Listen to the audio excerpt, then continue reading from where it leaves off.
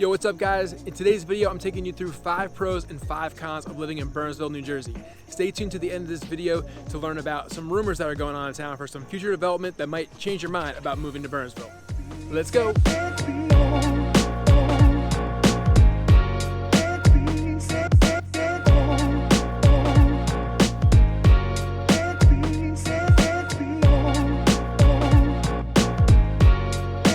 My name is Kevin, this is Living in Jersey, and I make these videos so you know exactly what you're getting yourself into when making the move to the Garden State. I'm also a realtor, and I would love to be your real estate choice when making the move to New Jersey, so feel free to call, text, or email me at any time. Burnsville is about 40 miles west of New York City, making it a very popular destination for people moving from outside of the state. I would say for my first pro for living in Burnsville, it has some of the most beautiful homes and landscapes that you are going to see in the entire state, possibly even the country.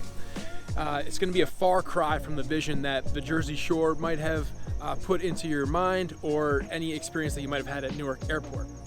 My first con for living in Burnsville would probably be the recreation. Now, there are recreation options. Most of those are going to be kind of situated at the local schools. There is the Somerset Hills YMCA, which is an option, but in general, you're probably going to be going to nearby parks. So you've got Natarar, which is a really great hiking trail park. There's also a really cool restaurant at the top of the hill in that park as well.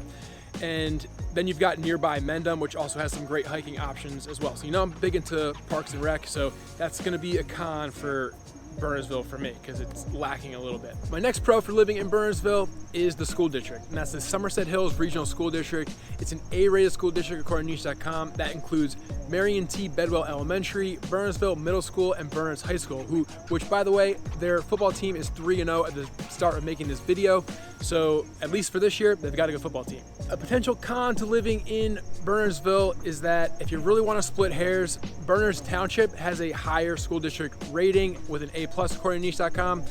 Both high schools are A+ rated in Ridge High School and Burns High School. So again, you're really splitting hairs, but technically it's a lower ranked district. I spent most of my morning walking around Burnsville, and my next pro would definitely have to be the walkable shopping options. Not only was there an awesome farmer's market going on with live music, but there's also plenty of boutique stores to walk to and restaurants to walk to, all in that kind of area by the train station. And then a little bit further down, still walkable, but maybe like a 15-minute walk away from that train station, you've got Bernardsville Plaza, which recently got a facelift. It's got a Chipotle in there. They put a urgent care in there, which I was told is a huge convenience in town.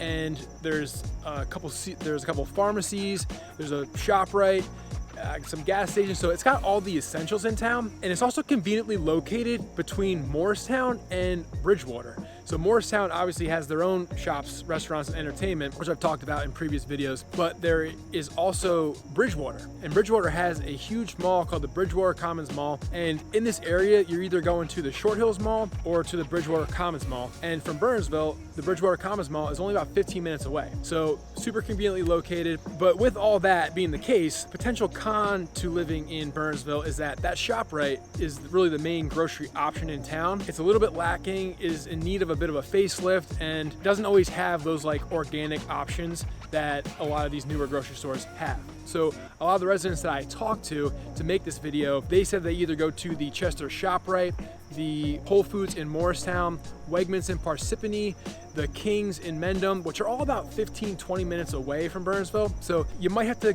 drive a little bit further if you have some more specific items that you're looking for. I alluded to this next pro for living in Burnsville a little bit earlier, and that's convenient commuting options. Route 202 runs right through Burnsville. It's only a 2-lane road, so it's kind of a highway, but not really. If you get stuck behind someone slow, it's gonna be hard to get around them, but it does keep that small town feel. Nearby, you have Route 287, Route 78, which are major highways, but you're not close to those highways, so there's no traffic noise in any of these neighborhoods. But if you do subscribe and you watch my Bernards Township video coming up, I am going to talk about some neighborhoods that you will hear some highway traffic noise coming from those areas. I also mentioned that there is a train station. So you've got a train that goes to New York City. There are some limited direct lines to New York City. You have to wake up a little bit early, like around 6:45 to catch that train. Gets you to New York City in about an hour and 24 minutes. I had a buddy who lives in Burnsville, does have a New York City commute. He says he usually opts to go to the Morristown station because they have all direct line options to New York City. And it just fits better with his work schedule, because if you took the 6:45, they get him to work way too early. There's also a Lakeland bus you can take from the Burnsville train station, so overall, great commuting options in Burnsville. A potential con to living in Burnsville is that it does have an average tax bill of about $16,000, but it is a little bit skewed because I'll show you this house on the MLS. This current home is listed for over $14 million and the taxes are $173,000 a year.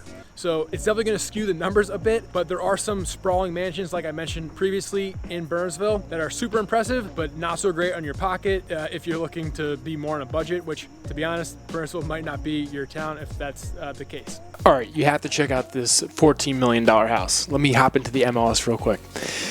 All right, here we go. Private lane, not even listed.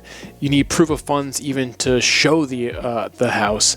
So I'll just show you. It's 32 acres. It's got 6 bedrooms, which, to be honest, for that big of a house, it's only 25,000 square feet. I would have expected a few more bedrooms, but either way, there's 36 rooms in total. Let's hop into the pictures here.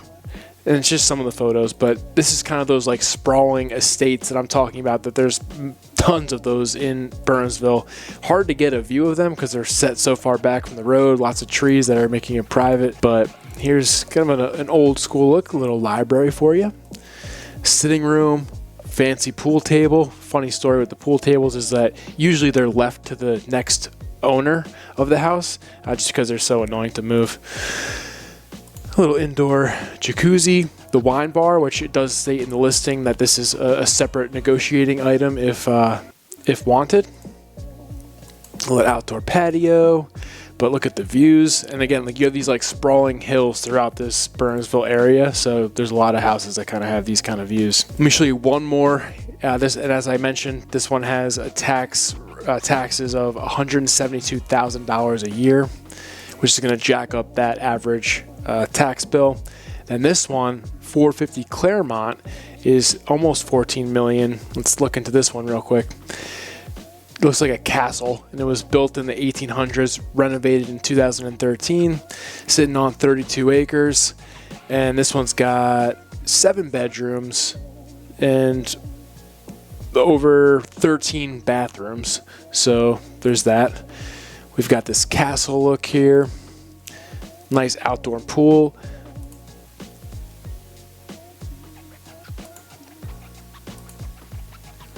This is just like a little museum. Glassed in museum. And this house has some funky kind of decorating. Love those herringbone wood floors. But kind of some funky furniture in here. Kind of going against that medieval look. It's like the clash of medieval and modern. But the people who live here like purple.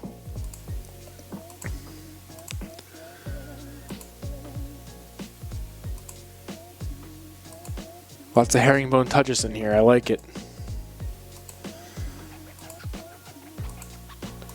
But this one's only, mid $13 million to get you into this house. But as I mentioned, I am a realtor in the state of New Jersey. If you do have proof of funds and you can afford this house, I'd be more than glad to show it to you. And even I'm more than glad to help you with more affordable options throughout town. And just to show you the MLS here, like in Burnsville alone, we've got 26 listings. Only one's in attorney review, so you could really say it's 25. And actually there's 2, so there's 24. And the first, 10 are under $1 million. So that makes the next 14 over $1 million. So pretty wide price range options in Burnsville, but feel free to call, text, or email me at any time to set up your next appointment. My last pro for living in Burnsville, I'm a food guy, it's the restaurants. So Bistro 73 is a town staple that everyone in Burnsville loves. It's definitely a hometown favorite. There's plenty of pizzerias and other Italian restaurants. The Bernards Inn is more for fine dining. You got the Station for your sports bar type feel. Really cool outdoor patio area. Claremont Tavern, same kind of thing. More of a bar food type scene, but it has great restaurant options. And you're only 15 minutes away from Morristown, go right down 202, get right into the center of Morristown to experience all of their restaurant options with even more things to choose from. Now, my last con to wrap out today's video is there are some rumors about some further development of the downtown of Burnsville. Now, this could be a great thing in your mind, or it could be a terrible thing if you're trying to keep that small town feel. So the more they develop, the more they build, the more they kind of revamp this place, it's gonna bring more traffic to the area. As I mentioned, you only got that Route 202 running through town, and some of the complaints that I heard from residents is that there's limited parking options. And again, on a Saturday that was buzzing pretty good, I didn't have any trouble finding a parking spot. Maybe not convenient parking spots, you gotta walk a little bit further, but hey, it's good for you. A little exercise do you some good. So that could be a potential con to living in Burnsville. It sounds like they're trying to make it more like a summit type feel. I think it's got potential, but we'll see. So just to round out today's video, just to remind you, I am a realtor in the state of New Jersey, and I would love to be a real estate choice when making the move to the Garden State. So feel free to call, text, or email me at any time, and I cannot wait to help you find your dream home. Till next week, guys, hope you enjoy.